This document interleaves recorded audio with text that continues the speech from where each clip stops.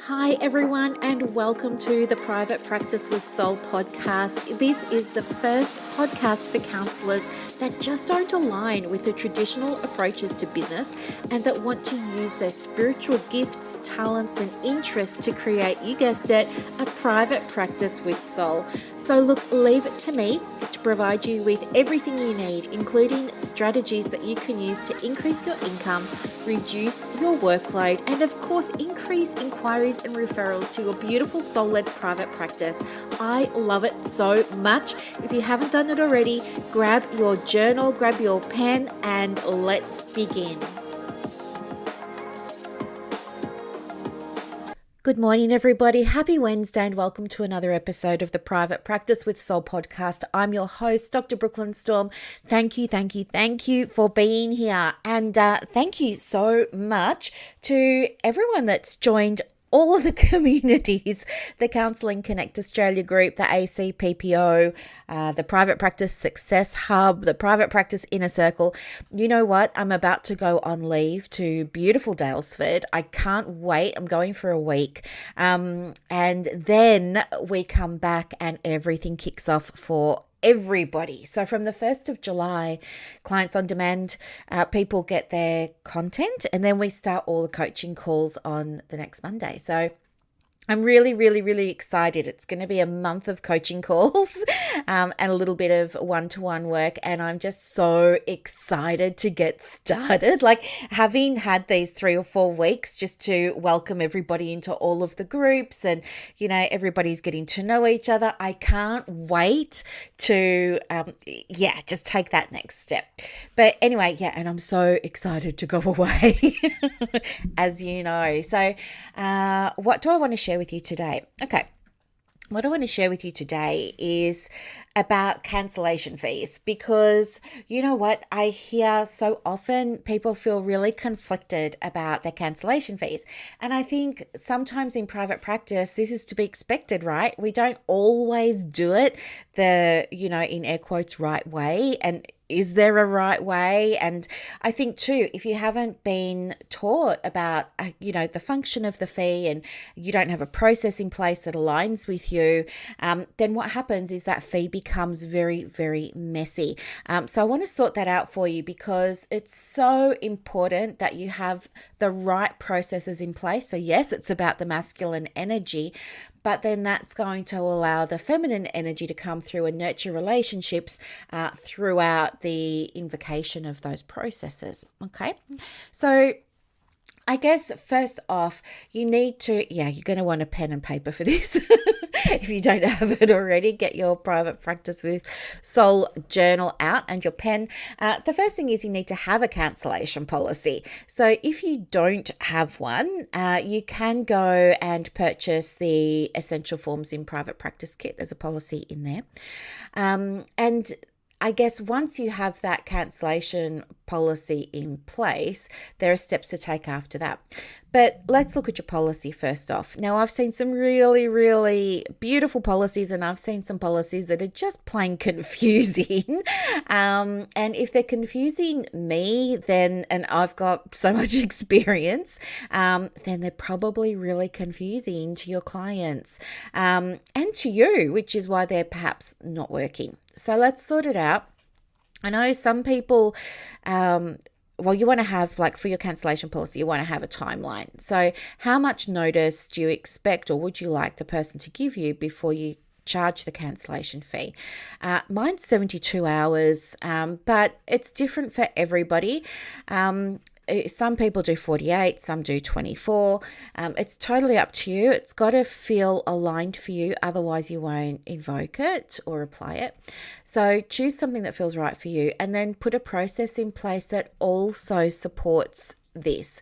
So for example, if you're going to have a 48-hour cancellation policy, you need to at least give the person 24 hours heads up to reschedule or to cancel without incurring a fee. So your reminder would need to go out 72 hours ahead of time. Okay.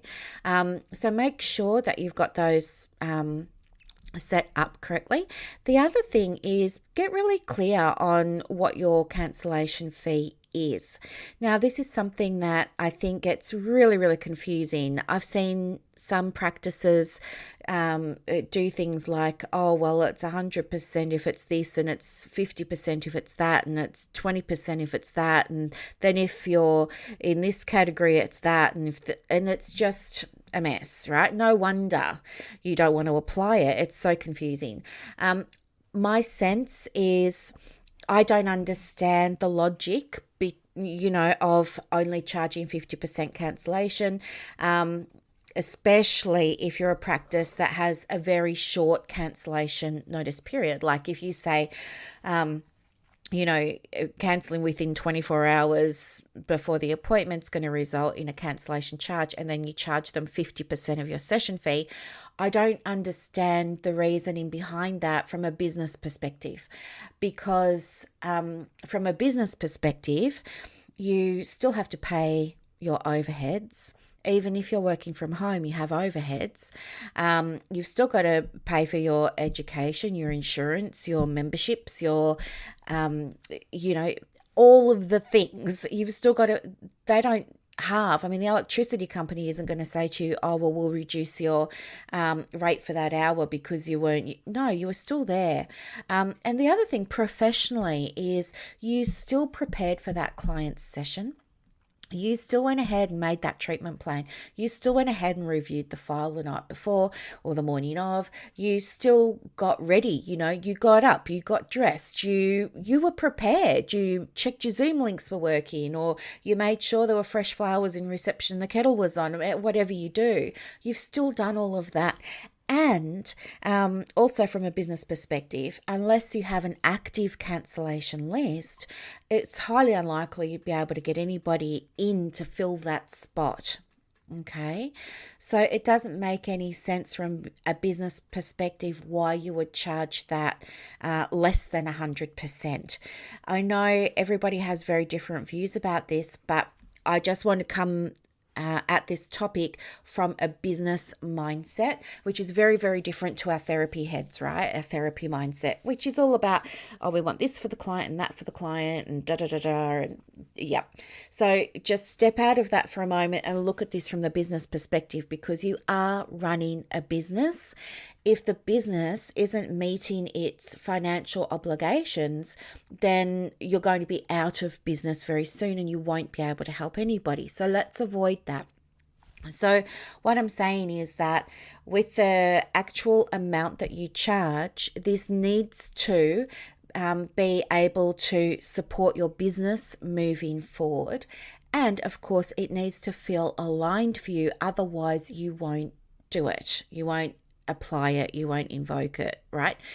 If you get stuck knowing what figure or what amount you should be charging, maybe you really feel uncomfortable charging 100%, then my best advice would be speak to your accountant about what the business needs to be charging, not you. Separate yourself from the business. Ask your accountant. On average, I have 3 cancellations a week. That's costing me, 3 cancellations a week at $150 a cancellation is about $500 a week, is about $2,000 a month, is about $24,000 a year, and I'm not charging any cancellation fees. Or should I be charging the full, or should I be charging half? Get to know your numbers. Your accountant works for you, okay? There's not a hierarchy where they're better than us and all of this sort of jazz. No, don't be scared of having these conversations. The accountant works for you, so you contact your accountant and you say, from a business perspective, what's it costing my business per year to not charge a cancellation fee based on the number of cancellations I have on average? What would it cost my business if I charged this fee versus that fee versus that fee, and get the right numbers to support your business? Because the other thing to be aware of is that sometimes as practitioners, we love our clients so much and we have these deep relationships with them that sometimes looking at the business side of things, stuff comes up for us like, oh, this isn't fair on the client. We want to do the right thing by the client. All of that sort of stuff. I was going to go somewhere with that, but I've just forgotten my point of view. I'll come back to it. So you have to understand from the business perspective, as I said, what the numbers mean. Oh, that's what I was going to say. Yeah, we often put the clients before the business. We think about their feelings, getting a cancellation fee. We feel about what's coming up for us, charging the cancellation fee. It brings up stuff for us about our sense of worth, whether we really should charge one, all of that. And fear comes up too. But here's the other thing. Having a cancellation fee in place allows you, from a business perspective, to do the other things that are necessary in your business around supporting you as the therapist so that you can show up the best way for your clients. And by that, what I mean is a cancellation fee will ensure that you can better meet your own obligations as a practice owner to pay yourself work cover, so that if you do need to take time off due to illness or something, you're covered. Pay your insurances, pay your maternity leave if or pay your paternity leave, pay for your sick leave, pay for your annual leave, pay for your holiday leave. I mean, we all have heard the stories of people, mostly women in private practice, that, feel like they can't take a day off because if they do, they wouldn't be income producing and they just can't afford it. So there are reasons why we have a cancellation fee in place from a business perspective. The other thing too is we need to be really, really clear about, your time. Your time is valuable.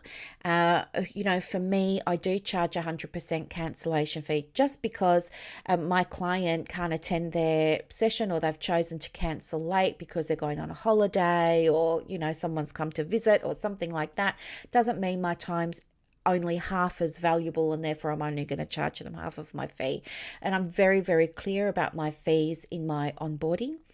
It's in my informed consent forms, it's in my policies, it's on the bottom of my footers, all of that sort of stuff. So you have to choose a fee that feels okay, understand what's behind the fee, not just from a therapy mindset that's very loving and nurturing and giving, but also from that masculine mindset that you need in place to support the business moving forward.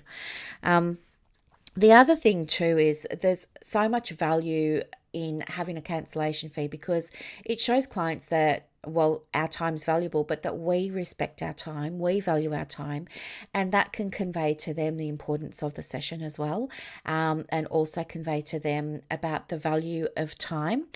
The other thing too is having a cancellation policy in place can really support clients in terms of accountability. I don't know about you with your practice, but I've certainly noticed when I have a cancellation fee in place, I'm attracting different clients to my practice. Not everybody wants to sign up with me when they see, I'm talking about counselling clients here, when they understand that the fee is going to be 100%. Sure, not everybody's going to want to sign up, but the ones that do are fine with it. We also have procedures in place that are communicated clearly to counselling clients that say, if you provide, less than however many hours notice, this is the process. This is how you're going to be charged. And I don't send invoices and hope and pray that they're going to be paid, because in the past I've done that and it didn't work. People just didn't pay and then they disappeared and you get ghosted, and then you've lost the money that you need to pay the rent that month. So now I have different policies in place where I get signed agreement, signed consent, signed authority from counselling clients to charge the card on file, and then I send them a invoice for the cancellation and a receipt for the cancellation.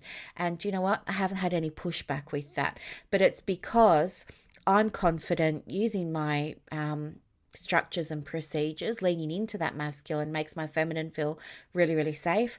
Plus, it's been communicated super clearly, so there aren't any surprises for my clients. That's going to work for some of you. For some of you, it won't, and it still might feel a bit uncomfortable, in which case what you might like to do is say to your clients, listen, this is my policy. This is the fee. This is how that fee gets charged or processed. However, as it's the first time that you've cancelled. I'm willing to waive it, but know that next time this happens, I won't be able to. So you have that option there as well. But I wouldn't advertise that. Otherwise, I would keep that private, something to you, because I want you to feel like there's a sense of giving and taking, giving and receiving there. Okay. And it should always be your decision what you're going to charge, when, where, and how.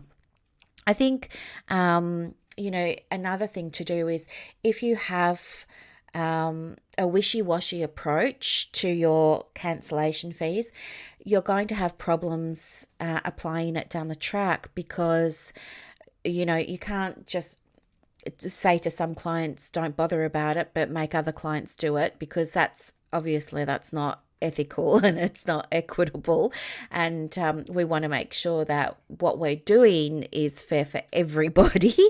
But also, we want to discuss cancellation fees with clients after they've cancelled a session. So when they book in for the next one, I want to touch base with them and just go over that cancellation fee. Ask them, if you are unaware why they cancelled, support them in looking at, how they could handle things differently moving forward.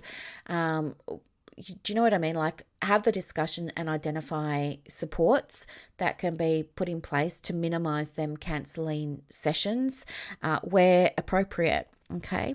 I know there are always going to be, times where there's been emergencies and things like that. And I'm not saying charge, I'm saying have a policy that you feel very, very comfortable with.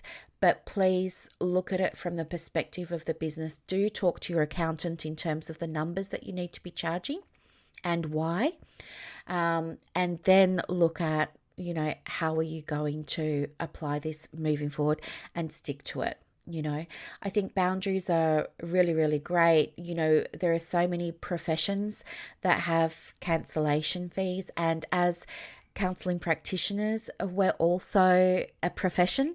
And I think if you feel comfortable with your policy, it's going to be a no-brainer for you to communicate that to your clients and to actually apply it when the time comes.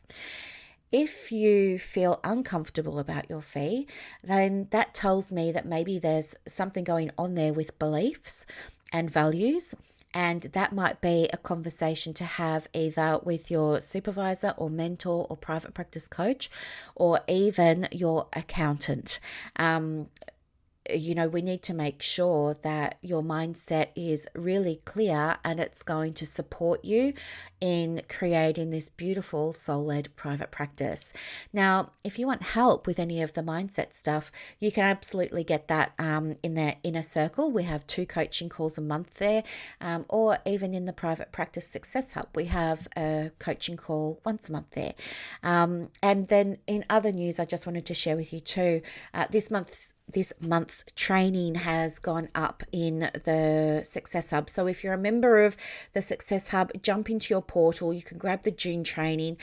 This month's training was on case notes, and it includes a few little goodies for you there as well. You will have access to that for a little while, and then it goes into the Inner Circle, and Inner Circle have lifetime access to that training. So if you want to grab it, as I said, just jump in there now. If you're not in the Inner Circle or the Success Hub and you want to start participating, there's still time for you to join. Just send me a DM on Instagram and I can absolutely send you some information so you can see if it's going to be the right thing for you. Otherwise, I hope this was a really helpful, practical episode. Money in private practice is important from the business perspective, and it's also important that our beliefs and our values are in alignment. So if you need help, reach out in any of our groups. We've got such supportive communities. I'm sure other members will be able to give you guidance or thoughts or insights as well. Thank you very much for listening to the podcast today, everyone. Have a lovely day. Bye. I I hope that you loved this episode as much as I loved putting it together for you. To get more resources to help you in your private practice, head over to Instagram. My handle is @theprivatepracticecoach. And also, if you want more inquiries and referrals for your business, let me know. I have a program called Clients on Demand that opens every quarter, and I can absolutely get you some information for that as well. You are doing an amazing job. Thank you for sharing your gifts with the world. Bye.